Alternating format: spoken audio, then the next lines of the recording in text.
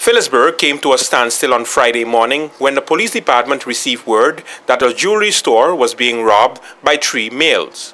A tourist attempted to stop the robber, however he was unsuccessful. Police spokesman Ricardo Henson with the details. No, it was not midday as yet. This was about 10:45 this morning that the first call came into the police department of a robbery in progress in the front street. And what happened, immediately the central dispatch sent out several patrols to investigate exactly what happened. But in that process, somewhere or the other, the front street was in some sense blocked off, so many of the officers ran on foot. And then we found out that the robbery had taken place in Dazzling Gem. That's just the opposite of the Pastel Grand Hotel, where 2 or 3 men, we believe 3 men, went into the establishment and using hammers, they broke the glass and stuff like that, made a lot of noise, and they robbed the establishment of some jewelry. And unfortunately, a tourist that was passing by saw what was going on, and he tried to grab one of them, and an altercation took place, and he got himself injured. What we did, we closed down the whole of Phillipsburg. Police officers were all over the place.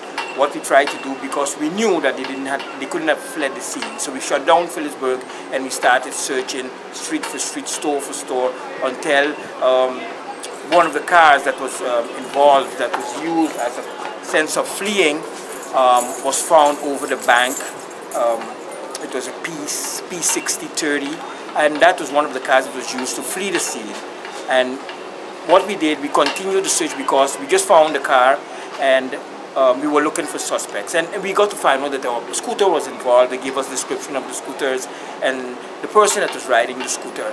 And what we did, this gentleman, or the young man that was involved and riding on the scooter, couldn't get out, and he became quite nervous, and he took the wrong road, and he traveled down this road of the police station alley, and the police officers were outside waiting for him.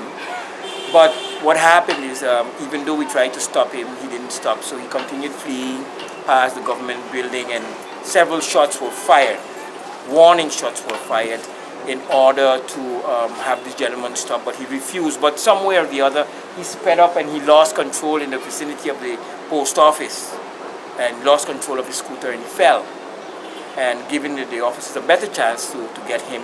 But he even got up, tried to start his motorcycle and get away, but that didn't help.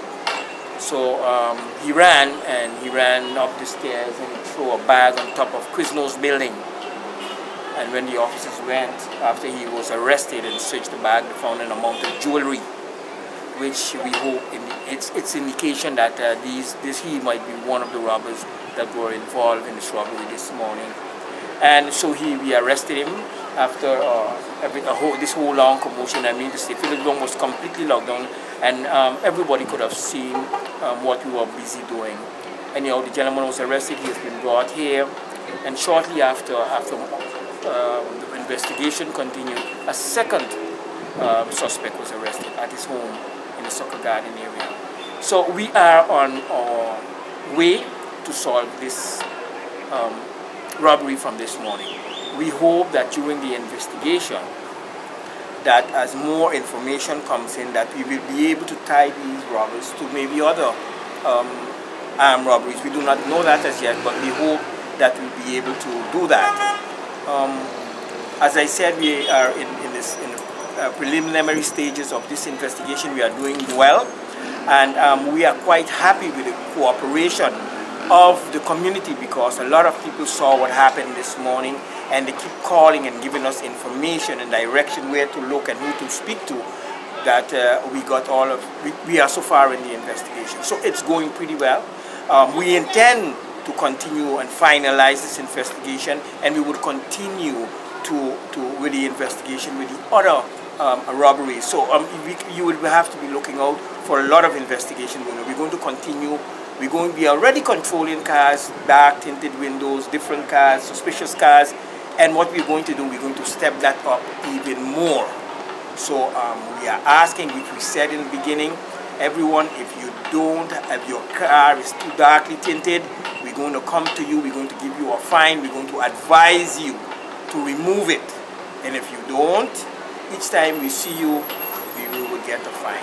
If I tell you you have to remove your tint now, but you decide not to remove it, if I see you in 5 minutes, I give you another fine.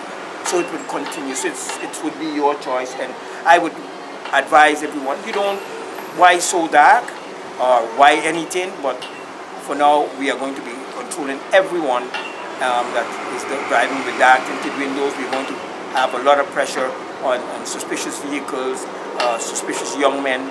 Everybody should walk with identification. We're going to be stopping you. That's for sure.